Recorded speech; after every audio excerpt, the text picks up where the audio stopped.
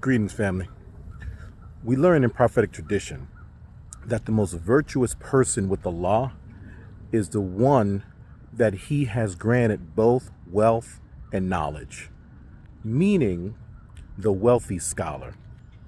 And further, this person takes that scholarship and that wealth and then utilizes it to increase in piety, to take care of family, and acknowledge the rights that Allah has over the servant. This is interesting because we are meant to be striving for both knowledge and wealth together. Deen and dunya, spirituality, and worldly fulfillment. Isn't that something? This life as well as the hereafter. It's not one or the other.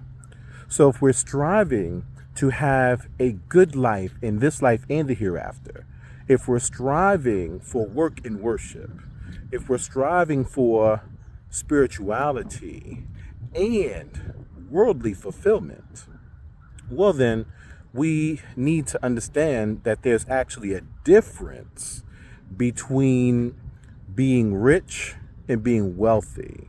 So a lot of us, we think that we want to be rich. That's what we think. But being rich is a measurement of volume. Being wealthy is a measurement in time. What do we mean by that? Well, you can accrue a lot of money, but however much money you have in any given moment, how long does it last? Based on your lifestyle, your life quality, how you living. Will it last you 1 month? Will it last you 2 weeks?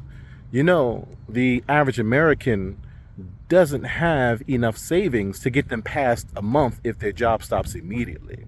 The average American, if they lose the paycheck, then they may be looking at financial ruin.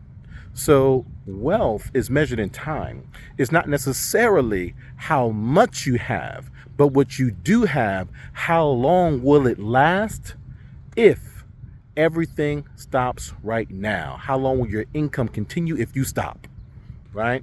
How long will the assets that you have continue on? So what do you have? Do you own land? Do you own a home? Do you own your car? Or are you leasing these things? Or are these things that can be taken away from you because you are buying them on time, right? And we call that credit. So you don't really own it because you stop those payments, it's going to get taken away. So we should be striving to build real wealth. And what we mean by, again, building real wealth is building something that once you have it built, it continues to take care of you for an extended period of time.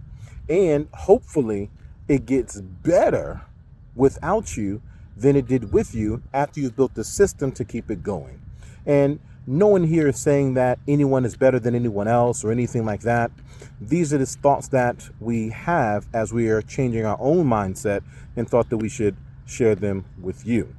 Hopefully you'll join us for the journey. Collect your thoughts.